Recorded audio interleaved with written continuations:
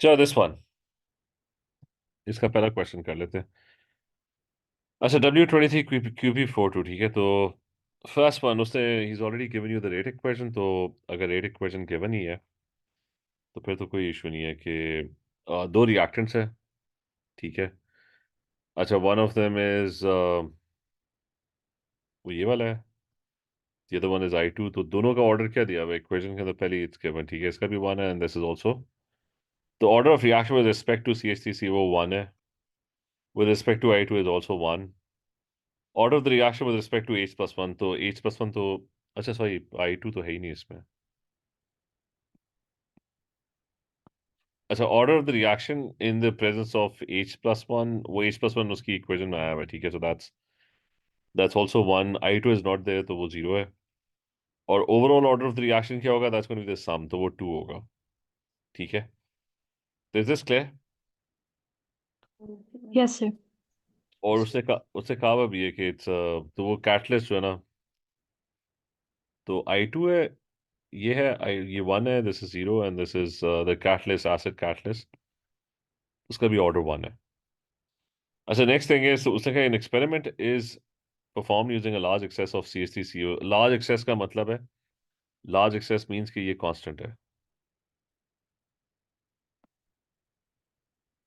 अच्छा, that means it's constant and a large access of H+1, तो उसका मतलब है वो भी कांस्टेंट है।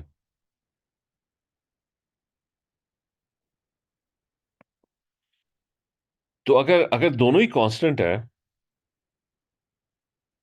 मतलब इसकी कॉन्सेंट्रेशन भी कांस्टेंट होगी और इसकी भी कॉन्सेंट्रेशन कांस्टेंट होगी, तो what will be your rate? Your rate is also going to be, it will come out to be a constant as well, right? Clear है? Yes, sir. Yes, sir. अच्छा, so your rate will also come out to be constant। तो तो दोनों पे depend करता है, लेकिन दोनों की कॉन्सेंट्रेशन लार्ज एक्सेस और रेट है।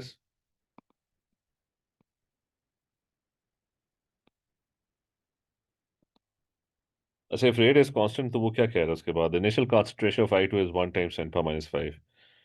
1 टाइम्स मैंने यहाँ पे बैठा हुआ है ऊपर टॉप पे, ठीक है। तो दैट्स योर इनिशियल कॉन्सेंट्रेशन, ठीक है। उसके बाद he says the initial rate of decrease in the I2 concentration is 2.27 into 10⁻⁷ मोल पर DM³ पर सेकेंड। तो मुझे जरा पहले सेकेंड में बताओ ना कि क्या होगा, जरा कैलकुलेटर पे करो। वो डिक्रीज जो है ना, वो 2.27 इंटू 10⁻⁷ तो ये जरा 1 टाइम्स 10⁻⁵ में से कैलकुलेट करो ना कि क्या होगा।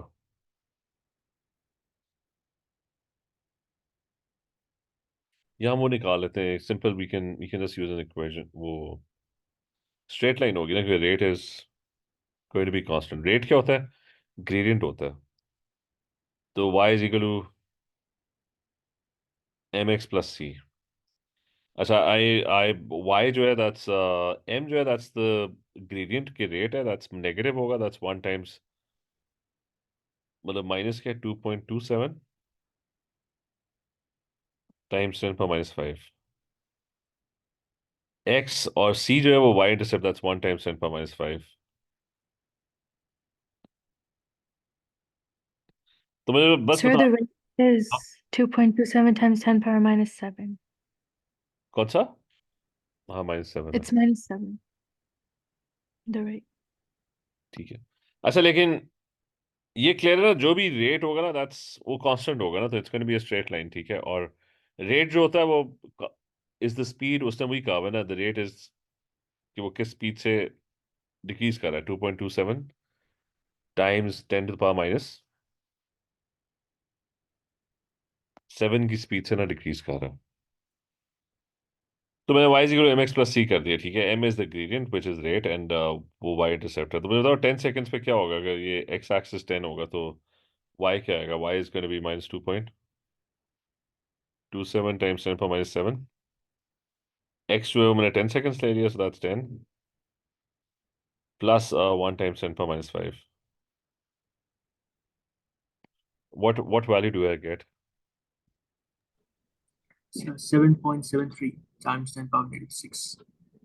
कितना 7 73 times 10 power negative 6. -6? इसको जरा -5 में बताओ क्या होगा।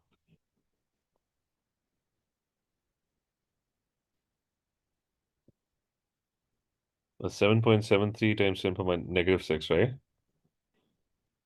0.773. Into 10 power -5, ठीक है, तो इसका मतलब है 10 के ऊपर ना 0.77 कहाँ पे आएगा? 0.77, 7.5 तो मिडिल है, और 7 फिर बस आई गेस ये होगा। तो 10 के ऊपर वो ये आएगा। This is your point Y, ठीक है। और फिर अपने रूलर से ना you gonna make a straight line, ठीक है।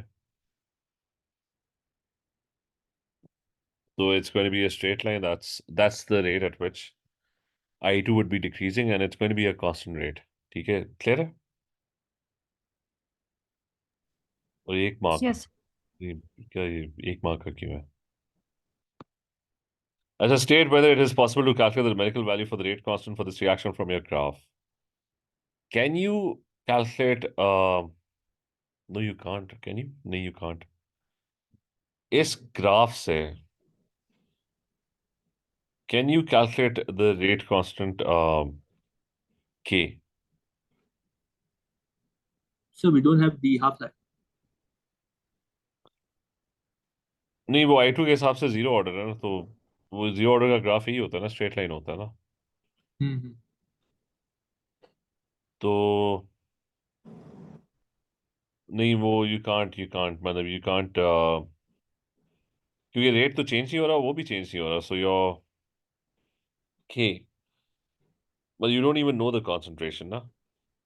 I2 की कॉन्सेंट्रेशन इररिलेवेंट है, क्योंकि I2 तो है ही नहीं उसमें, रेट इक्वेशन में है ही नहीं, सो आई डोंट थिंक, इसका चेक कर लेना, I don't think you can, ठीक है। और उसके बाद फिर नेक्स्ट पार्ट है कि the experiment is repeated at a different temperature. The initial concentration for H plus 1, I2 are सारे, the value of K be given, and calculate the initial rate of this reaction। तो बस निकाल लो, rate is what? K is given, K कितना है? 2.31 times 10 per -5 times वो दोनों 0.2 है, और I2 तो मैटर नहीं कर रहा, ठीक है, 0.2।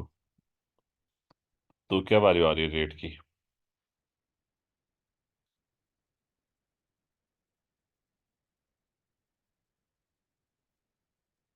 9.24 times 10 power -7.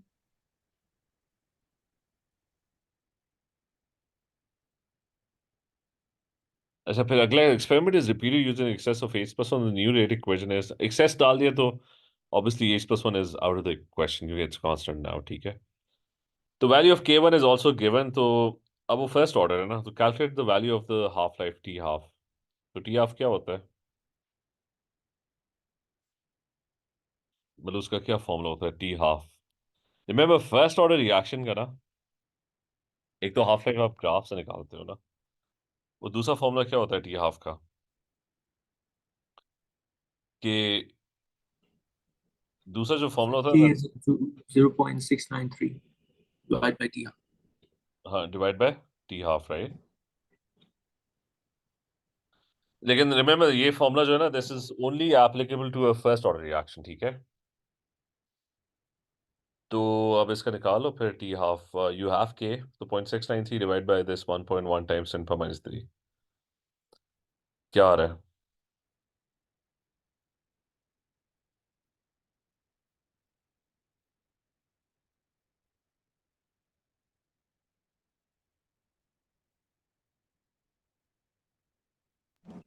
630, sir. कितना है? 60? अच्छा Yep. चलो, 60, 630, राइट। Yes, sir. अच्छा, next one, use your answer to draw graph of CST against time for this reaction. तो अब वो पता लग गया ना, हाफ लाइफ 630 और फर्स्ट ऑर्डर रिएक्शन, राइट। तो on your graph the final value of on your graph should be 0.025, ठीक है, यानी 0.2 से स्टार्ट करो ओवर हेयर। तो half life, remember first order reaction 630 seconds, right. अच्छा, ये एक्सेस उसने लेबल ही नहीं किया हुआ। तो लेट्स से इसको 630 कर लेते हैं, नहीं इसको इसको 630 कर लेते हैं। नहीं, कितनी हाफ लाइफ शो करनी पड़ेगी? 0.2 से 0.025। 0.2 का हाफ क्या होगा? 0.1, that's the first half life. उसका हाफ क्या होगा? 0.5, so that's your second half life. ये जरा सोचो ना कि 0.025 तक पहुंचने में कितना टाइम लगेगा। ये उसको वो कर लो। 3 sir. नहीं नहीं, ये तो अभी हम 0.25 पे पहुंचे हैं। Oh. वो कह रहा है कि 0.025 तक पहुंचना है, ठीक है? तो अभी तो बहुत नीचे जाना है। इसका दूसरा Sir, 0.1 divided by 2 is 0.05. Hmm 0.1 divided by 2 is 0.05. ओ ठीक है। तो क्या 0.2, फर्स्ट हाफ लाइफ 630 सेकेंड्स, 0.1 हो गया। Then you have 0.05, right?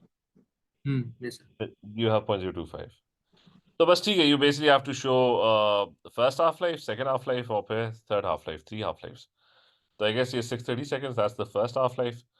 630 को डबल करो, that's going to be 1260, that's going to be your second half life. उसको डबल करो तो क्या होगा? 1890, so that's going to be your third half life. तो पहली हाफ लाइफ में वो हो गया हाफ, उससे अगली हाफ लाइफ में it becomes half again, and in the third half life it becomes half again, ठीक है? नाउ जस्ट स्केच, इससे आगे भी जाना है, you can just keep going. तो वो कर्व होगी which would kind of look like this, ठीक है? Is this clear? Yes, sir. और चलो ठीक है, ये फिर अगली दफा कंटिन्यू करते हैं, ठीक है? इसी पेपर से स्टार्ट कर लेंगे। चले, ओके, ठीक है, take care. Allah Thank Hafiz. you, sir. Allah Hafiz.